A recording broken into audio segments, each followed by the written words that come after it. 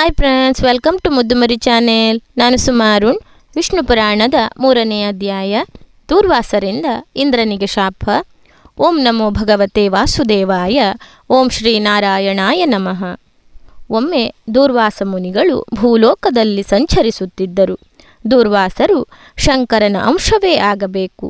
ಒಂದು ದಿನ ಮುನಿ ಒಬ್ಬ ವಿದ್ಯಾಧರಿಯ ಕೈಯಲ್ಲಿ ಒಂದು ಪುಷ್ಪಮಾಲೆಯನ್ನು ಕಂಡರು.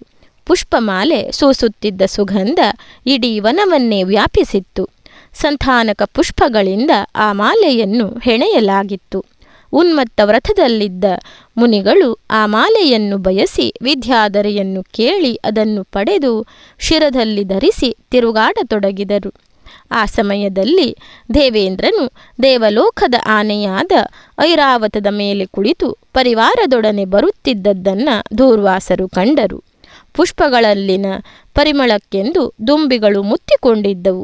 ಆಗ ದೂರ್ವಾಸರು ಆ ಹೂಮಾಲೆಯನ್ನು ತಮ್ಮ ತಲೆಯ ಮೇಲಿಂದ ತೆಗೆದು ಇಂದ್ರನ ಕಡೆಗೆ ಒಗೆದರು.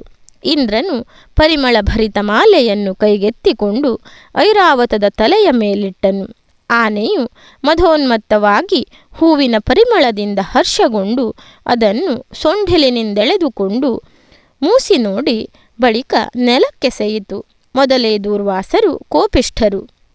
ಅವರಿಗೆ ಆನೆಯ ವರ್ತನೆ ಕಂಡು ಕೋಪ ಉಕ್ಕಿ ಇಂದ್ರನಿಗೆ, ಎಲವೋ ಇಂದ್ರ, ಲಕ್ಷ್ಮಿಯು ವಾಸಿಸುವ ಪುಷ್ಪಮಾಲೆಯನ್ನು ನಿನಗೆ ಪ್ರೀತಿಯಿಂದ ಕೊಟ್ಟರೆ ಅದನ್ನು ಪ್ರಸಾದ ಎಂದು ಸ್ವೀಕರಿಸಿ ಶಿರದಲ್ಲಿ ಧರಿಸದೆ ಮಾಲೆಯನ್ನು ತಿರಸ್ಕರಿಸಿದ್ದೀಯ.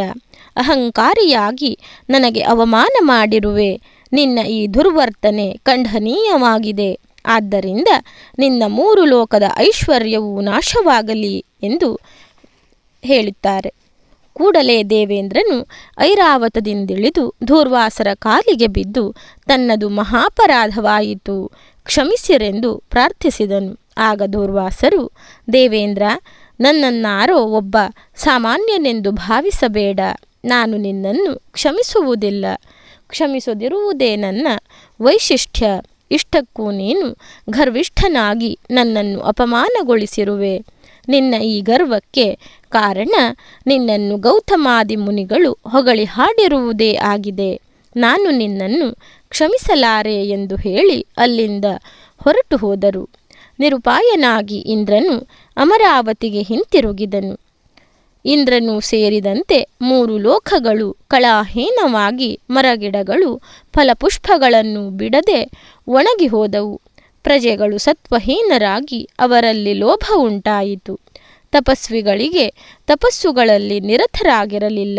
ಯಜ್ಞ ಕಾರ್ಯಗಳು ನಿಂತು ಹೋದವು. ಸತ್ವಹೀನರಾದ ಪ್ರಜೆಗಳು ಬಲಹೀನರಾದರು. ಆ ಸಮಯವನ್ನೇ ಕಾದಿದ್ದ ಅಸುರರು ದೇವತೆಗಳೊಡನೆ ಯುದ್ಧಕ್ಕಿಳಿದರು. ಯುದ್ಧದಲ್ಲಿ ಇಂದ್ರಾದಿ ದೇವತೆಗಳು ಸೋತು ಹೋದರು. ದಿಕ್ಕು ಕಾಣದ ದೇವೇಂದ್ರನು ತನ್ನ ಪರಿವಾರದೊಡನೆ ಬ್ರಹ್ಮನನ್ನು ಮೊರೆಹೊಕ್ಕು ನಡೆದ ಸಂಗತಿಯನ್ನು ತಿಳಿಸಲು ಬ್ರಹ್ಮದೇವರು, ನೀವೆಲ್ಲರೂ ಹೋಗಿ ಭಕ್ತವತ್ಸಲನಾದ ಮಹಾವಿಷ್ಣುವನ್ನು ಕಾಣಿರಿ, ಅವನಿಂದ ನಿಮಗೆ ಶುಭವಾಗುವುದು ಎಂದು ಹೇಳಿದರು. ತಾನೇ ಅವರನ್ನೆಲ್ಲ ಕರೆದುಕೊಂಡು ಕ್ಷೀರಸಾಗರದಲ್ಲಿ ಪವಡಿಸಿದ್ದ ಮಹಾವಿಷ್ಣುವಿನ ಬಳಿಗೆ ಹೋಗಿ ಅವನನ್ನು ನಾನಾ ಪರಿಯಲ್ಲಿ ಸ್ತುತಿಸಿದನು. ಎಲ್ಲರೂ ಮಹಾವಿಷ್ಣುವನ್ನು ಪ್ರಾರ್ಥಿಸುತ್ತಾ ತಮ್ಮ ಮೇಲೆ ಪ್ರಸನ್ನರಾಗಬೇಕೆಂದು ಕೋರಿ ನಮಸ್ಕರಿಸಿ ಶರಣಾದರು. ಹೇ ಸರ್ವೋತ್ತಮ, ಜಗದೋದ್ಧಾರ, ನಿನ್ನ ಪರಮಪದಕ್ಕೆ ಶರಣಾಗಿ ಬಂದಿದ್ದೇವೆ. ಸರ್ವಾಶ್ರಯ, ಸರ್ವಭೂತಾತ್ಮ, ಅಚ್ಯುತ, ಗೋವಿಂದ, ಪ್ರಸನ್ನನಾಗು ಎಂದು ಬೇಡಿಕೊಂಡರು. ಬ್ರಹ್ಮದೇವರೊಡನೆ ರುದ್ರನು, ಅಗ್ನಿಯು, ಆದಿತ್ಯನು, ಅಶ್ವಿನಿ ದೇವತೆಗಳು, ವಸುಗಳು, ಮರುತ್ತರು ಬಂದಿದ್ದರು. ಆಗ ವಿಷ್ಣುವು ಅವರ ಮೇಲೆ ಪ್ರಸನ್ನನಾಗಿ ಶಂಖಚಕ್ರ ಗದಾಧಾರಿಯಾಗಿ ಕಾಣಿಸಿಕೊಂಡನು. ಆ ಪರಮ ತೇಜಸ್ಸನ್ನು ಕಂಡು ದೇವತೆಗಳೆಲ್ಲರೂ ತಲೆಬಾಗಿ ನಮಸ್ಕರಿಸಿ, ಪ್ರಭೋ, ನಾವೆಲ್ಲರೂ ನಿನ್ನ ಸೃಷ್ಟಿ, ನೀನೇ ಸರ್ವಸ್ವವೂ ಆಗಿರುವೆ. ಈ ಎಲ್ಲ ಜಗತ್ತು ನಿನ್ನದೇ. ಇದೋ ನಿನಗೆ ಶರಣಾಗಿ ಬಂದಿದ್ದೇವೆ. ನಿನ್ನ ದಿವ್ಯ ಶಕ್ತಿಯಿಂದ ನಮ್ಮನ್ನು ಸಂತಸಗೊಳಿಸು ಎಂದು ಪ್ರಾರ್ಥಿಸಿದರು. ಆಗ ಶ್ರೀ ಮಹಾವಿಷ್ಣುವು, ದೇವತೆಗಳೇ, ನೀವು ನಿಮ್ಮ ಶಕ್ತಿಯನ್ನು ವೃದ್ಧಿಸಿಕೊಳ್ಳಬೇಕಾಗಿರುತ್ತದೆ.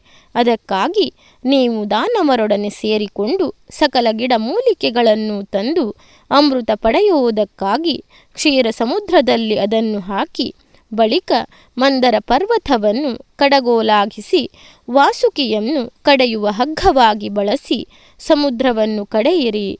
ನಿಮಗೆ ನನ್ನ ಸಹಾಯವಿರುತ್ತದೆ. ಸಮುದ್ರ ಮಥನ ಕಾಲದಲ್ಲಿ ದೊರೆಯುವ ಫಲದಲ್ಲಿ ನಿಮಗೆ ಸಮಪಾಲು ಇದೆ ಎಂದು ದಾನವರಿಗೆ ಹೇಳಿರಿ.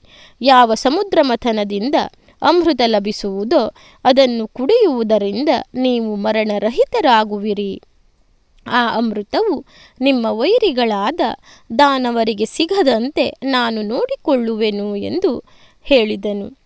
ದೇವತೆಗಳು ವಿಷ್ಣುವಿನ ಮಾತಿನಂತೆ ದಾನವರೊಡಗೂಡಿ ನಾನಾ ವಿಧ ಗಿಡಮೂಲಿಕೆಗಳನ್ನು ತಂದು ಕ್ಷೀರ ಸಮುದ್ರದಲ್ಲಿ ಹಾಕಿ ಮಂದರಗಿರಿಯನ್ನು ಕಡಗೋಲನ್ನಾಗಿಯೂ ವಾಸುಕಿ ಎಂಬ ಸರ್ಪವನ್ನು ಹಗ್ಗವನ್ನಾಗಿಸಿಯೂ ಮಾಡಿಕೊಂಡು ಸಮುದ್ರವನ್ನು ಕಡೆಯತೊಡಗಿದರು. ಅಮೃತವನ್ನು ಗಳಿಸುವುದು ಅವರ ಉದ್ದೇಶವಾಗಿತ್ತು. ದೇವತೆಗಳು ವಾಸುಕಿಯ ಬಾಲದ ಕಡೆ ನಿಂತರು, ದಾನವರು ಅದರ ತಲೆಯ ಕಡೆ ನಿಂತರು. ಇದು ವಿಷ್ಣುವಿನ ತಂತ್ರವಾಗಿತ್ತು. ಕಾರಣ ದೈತ್ಯರು ವಾಸುಕಿಯ ಉಸಿರಿನ ಬೇಗೆಗೆ ತೇಜೋಹೀನರಾದರೆ ಆ ಬೇಗೆಯಿಂದಾಗಿ ಮೋಡಗಳು ಸುರಿಸಿದ ಮಳೆ ದೇವತೆಗಳಿಗೆ ತಂಪೆರೆದವು. ಪರಮಾತ್ಮನು ಮಂದರಗಿರಿಯ ಅಡಿಯಲ್ಲಿ ಕೂರ್ಮನಾಗಿ ಅವತರಿಸಿ ತನ್ನ ಬೆನ್ನ ಮೇಲೆ ಗಿರಿಯನ್ನು ಹೊತ್ತಿದ್ದನು. ಅಂತೆಯೇ ಮತ್ತೊಂದು ರೂಪ ಧರಿಸಿ ದೇವತೆಗಳಿಗೂ ದಾನವರಿಗೂ ಗೋಚರಿಸದಂತೆ ಗಿರಿಯ ಶಿಖರದ ಮೇಲೆ ನಿಂತು ಅದನ್ನು ಒತ್ತಿ ಹಿಡಿದಿದ್ದನು. ಸಮುದ್ರ ಮಥನದಿಂದ ಕಾಮಧೇನು, ಪಾರಿಜಾತ, ವೃಕ್ಷವಾರುಣಿ ದೇವಿ, ಅಪ್ಸರೆಯರ ಸಮೂಹ, ಚಂದ್ರ ಇವರೆಲ್ಲ ಹುಟ್ಟಿ ಬಂದರು. ಚಂದ್ರನನ್ನು ಶಿವನು ಶಿರದಲ್ಲಿ ಧರಿಸಿದನು. ಕ್ಷೀರ ಸಮುದ್ರದಲ್ಲಿ ಹುಟ್ಟಿದ ಘೋರ ವಿಷವನ್ನು ಶಿವನು ಕುಡಿದು ಬರಲಿರುವ ಭಯಾನಕ ಘಟನೆಯಿಂದ ಪಾರು ಮಾಡಿದನು. ಬಳಿಕ ಬಿಳಿ ವಸ್ತ್ರವನ್ನು ಧರಿಸಿ ಧನ್ವಂತರಿಯು ಅಮೃತ ತುಂಬಿದ ಕಮಂಡಲ ಸಮೇತ ಕಾಣಿಸಿಕೊಂಡನು. ತುಸು ಹೊತ್ತಿನಲ್ಲಿ ಕಮಲವನ್ನು ಕೈಯಲ್ಲಿ ಹಿಡಿದ ಶ್ರೀದೇವಿಯು ನೀರಿನಿಂದ ಮೇಲೆ ಬಂದಳು. ಆ ದೇವಿ ಮಹೇಶ್ವರಿಗೆ ದಿಗಜಗಳು ಶ್ರೇಷ್ಠವಾದ ಗಂಗಾ ತೀರ್ಥಗಳ ನೀರಿನಿಂದ ಅಭಿಷೇಕ ಮಾಡಿದರು. ವಿಶ್ವಕರ್ಮನೇ ಅವಳಿಗೆ ದಿವ್ಯವಾದ ಆಭರಣಗಳನ್ನು ತೊಡಿಸಿದನು. ಶ್ರೀದೇವಿಯು ಎಲ್ಲ ದೇವತೆಗಳು ನೋಡುತ್ತಿರುವಂತೆ ಶ್ರೀಹರಿಯ ವಕ್ಷಸ್ಥಳವನ್ನು ಸೇರಿದಳು. ಅಲ್ಲದೆ ದೇವತೆಗಳ ಕಡೆ ನೋಡಿದಳು. ಇದರಿಂದ ದೇವತೆಗಳು ಸಂತುಷ್ಟರಾದರು. ಇದನ್ನು ಕಂಡು ಕುಪಿತರಾದ ದೈತ್ಯರು ಧನ್ವಂತರಿ ಕೈಯಿಂದ ಅಮೃತ ಕುಂಭವನ್ನು ಕಿತ್ತುಕೊಂಡರು.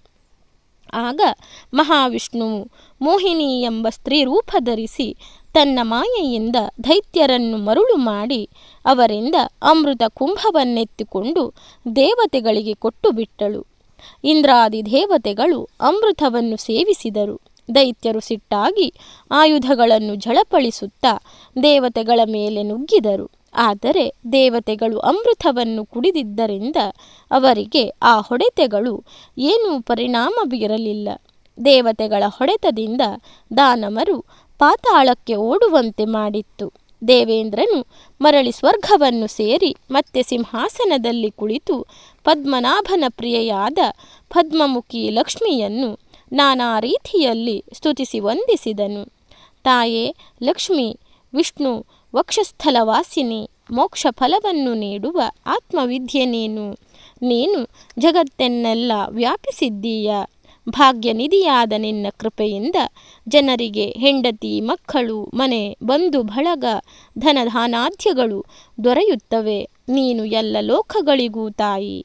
ನೀನು ಎಂದೂ ನಮ್ಮನ್ನು ಬಿಟ್ಟು ಹೋಗಬೇಡ. ನೀನಿಲ್ಲದ ಕಡೆ ಜನರು ಸತ್ವಗುಣರಹಿತರಾಗಿರುವರು. ನೀನೊಲಿದರೆ ಸಾಕು, ಐಶ್ವರ್ಯವು ಬಂದು ಸೇರುತ್ತದೆ ಎಂದು ಲಕ್ಷ್ಮಿಯನ್ನು ಸ್ತುತಿಸಿದನು. ಆಗ ಲಕ್ಷ್ಮಿಯು ಪ್ರಸನ್ನಳಾಗಿ, ಇಂದ್ರ, ನಿನ್ನ ಸ್ತುತಿಯಿಂದ ಸಂತುಷ್ಟಳಾಗಿದ್ದೇನೆ. ನಿನಗೆ ಬೇಕಾದ ವರವನ್ನು ಕೇಳಿಕೋ ಎಂದು ಹೇಳಿದಳು. ಆಗ ದೇವೇಂದ್ರನು, ಧನ್ಯನಾದೆ ತಾಯಿ, ನೀನು ವರವನ್ನು ನೀಡುವುದು ನನ್ನ ಭಾಗ್ಯ. ನೀನು ಈ ತ್ರಿಲೋಕಗಳನ್ನು ತ್ಯಜಿಸಬಾರದು. ಇದೇ ನನಗೆ ಬೇಕಾದ ವರ. ಅಲ್ಲದೆ ನಾನು ಹೇಳಿದ ಸ್ತೋತ್ರವನ್ನು ಯಾರು ಪಠಿಸುತ್ತಾರೋ ಅವರನ್ನು ನೀನು ಬಿಟ್ಟು ಹೋಗಬಾರದು ಎಂದು ಕೇಳಿಕೊಳ್ಳುತ್ತಾನೆ. ಲಕ್ಷ್ಮಿಯು ತಥಾಸ್ತು ಎಂದು ಅನುಗ್ರಹಿಸಿದಳು. ಮೈತ್ರೇಯ ಹೀಗೆ ಹಿಂದೆ ಭೃಗುವಿನಿಂದ ಖ್ಯಾತಿಯಲ್ಲಿ ಜನಿಸಿದ ಲಕ್ಷ್ಮಿಯೇ ಮತ್ತೆ ಸಮುದ್ರಮಥನ ಕಾಲದಲ್ಲಿಯೂ ಜನಿಸಿ ಬಂದಳು. ವಿಷ್ಣು ಯಾವಾಗ ಅವತಾರವೆತ್ತುತ್ತಾನೋ ಆಗೆಲ್ಲ ಲಕ್ಷ್ಮಿಯು ಅವನನ್ನು ಅಗಲದೆ ತಾನು ಜೊತೆಗಿರುವಳು. ವಿಷ್ಣುವು ಶ್ರೀರಾಮನಾಗಿ ಅವತರಿಸಿದಾಗ ಲಕ್ಷ್ಮೀ ಮಾತೆಯು ಸೀತಾದೇವಿಯಾಗಿ, ಶ್ರೀಕೃಷ್ಣನಾಗಿ ಅವತರಿಸಿದಾಗ ರುಕ್ಮಿಣಿಯಾಗಿಯೂ ಅವತರಿಸಿದ್ದಾಳೆ. ಲಕ್ಷ್ಮಿಯ ಜನ್ಮ ವಿವರಗಳನ್ನು ಕೇಳುವವನು ಓದುವವನು ಅವನ ಗೃಹದಲ್ಲಿ 3 ತಲೆಮಾರುಗಳ ಕಾಲ ಲಕ್ಷ್ಮಿ ಸದಾ ನೆಲೆಸಿರುವಳು. ಇಂದ್ರನ ವಾಣಿಯಿಂದ ಹೊರಹೊಮ್ಮಿದ ಲಕ್ಷ್ಮೀ ಸ್ತುತಿಯು ಸಕಲ ಸಮೃದ್ಧಿಗಳಿಗೆ ಕಾರಣವಾಗಿರುತ್ತದೆ. ಇದನ್ನು ಪಠಿಸುವವರ ಮನೆಯಲ್ಲಿ ಬಡತನವೆಂಬುದೇ ಇರುವುದಿಲ್ಲ ಎಂದು ಪರಾಶರರು ಮೈತ್ರೇಯರಿಗೆ ಲಕ್ಷ್ಮಿಯ ಜನ್ಮ ವೃತ್ತಾಂತವನ್ನು ಹೇಳಿ ಮೈತ್ರೇಯರ ಅನುಮಾನಕ್ಕೆ ಪರಿಹಾರ ನೀಡುತ್ತಾರೆ. ಬಳಿಕ ಪರಾಶರರು ಮೈತ್ರೇಯರು ಭೃಗುವಿನ ಸೃಷ್ಟಿಯ ವಿವರವನ್ನು ತಿಳಿಸಿರೆಂದು ಕೇಳುತ್ತಾರೆ. ಮೈತ್ರೇಯ ಭೃಗುವಿಗೆ ಲಕ್ಷ್ಮಿ ಮಗಳಾಗಿ ಜನಿಸಿದಳು. ಅವನ ಮಕ್ಕಳೇ ಆದ ಧಾತ್ರ ವಿಧಾತ್ರಗಳು ಕರ್ಮವಾಗಿ ಮೇರುವಿನ ಪುತ್ರಿಯರಾದ ಆಯತಿ ನಿಯತಿಯರನ್ನು ಮದುವೆಯಾದರು. ವಿಧಾತೃವಿನ ಮಗ ಮೃಖಂಡು, ಇವನ ಮಗ ಮಾರ್ಕಾಂಡೇಯ. ಪ್ರಾಣ ಎಂಬುವವನಿಗೆ ದ್ಯುತಿಮಾನ್ ಎಂಬ ಮಗನು ಹುಟ್ಟಿದನು. ಇವನ ಮಗ ರಾಜವಾನ್. ಮರೀಚಿಗೆ ಸಂಭೂತಿಯಲ್ಲಿ ಪೌರ್ಣಮಾಸನು ಜನಿಸಿದನು. ಇವನಿಗೆ ವಿರಜ ಪರ್ವತ ಎಂಬ ಮಕ್ಕಳಾದರು. ಸ್ಮೃತಿ ಅಂಗೀರಸನ ಪತ್ನಿ. ಇವಳಿಗೆ 4 ಹೆಣ್ಣು ಮಕ್ಕಳು. ಅನುಸೂಯೆ ಅತ್ರಿಮುನಿಯಿಂದ ಚಂದ್ರ, ದೂರ್ವಾಸ, ದತ್ತಾತ್ರೇಯ ಎಂಬ ಮಕ್ಕಳನ್ನು ಪಡೆದಳು. ವಸಿಷ್ಠನಿಗೆ ಊರ್ಜೆಯಲ್ಲಿ ರಜ, ಗೋತ್ರ, ಊರ್ಧ್ವ, ಬಾಹು ಮೊದಲಾದ 7 ಗಂಡು ಮಕ್ಕಳು ಜನಿಸಿದರು. ಅಗ್ನಿಗೆ ಸ್ವಾಹಾದೇವಿಯಲ್ಲಿ ಪಾವಕ, ಪವಮಾನ, ಶುಚಿ ಎಂಬ ಅಗ್ನಿಗಳು ಹುಟ್ಟಿದರು. ಈ ಅಗ್ನಿಗಳಲ್ಲಿ ಒಬ್ಬರಿಗೆ 15ರಂತೆ 45 ಅಗ್ನಿಗಳು ಜನಿಸಿದರು. ಇವರೆಲ್ಲ ದಕ್ಷ ಕನ್ಯೆಯರ ಸಂತಾನ ಪರಂಪರೆ. ಮೂಲಭೂತ ತಂದೆ ಅಗ್ನಿ, ಅವನ 3 ಮಕ್ಕಳು 3 ಹಾಗೂ ಅವರ 45 ಮಕ್ಕಳು ಸೇರಿ ಒಟ್ಟು 49 ಅಗ್ನಿಗಳು.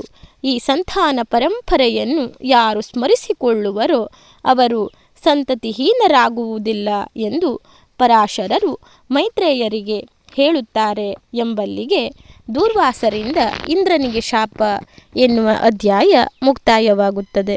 ಧನ್ಯವಾದಗಳು ಸ್ನೇಹಿತರೆ. ನನ್ನ ವಿಡಿಯೋಗಳೆಲ್ಲ ನಿಮಗೆ ಇಷ್ಟವಾಗ್ತಾ ಇದ್ದರೆ ನನ್ನ ಮುದ್ದುಮರಿ ಚಾನಲನ್ನು ಸಬ್ಸ್ಕ್ರೈಬ್ ಮಾಡದೆ ನೋಡ್ತಾ ಇರುವವರು ದಯವಿಟ್ಟು ಸಬ್ಸ್ಕ್ರೈಬ್ ಮಾಡಿ, ಆಲ್ ಅಂತ ಸೆಲೆಕ್ಟ್ ಮಾಡಿಕೊಳ್ಳಿ, ಶೇರ್ ಮಾಡಿ, ಲೈಕ್ ಮಾಡಿ, ಕಮೆಂಟ್ ಮಾಡಿ.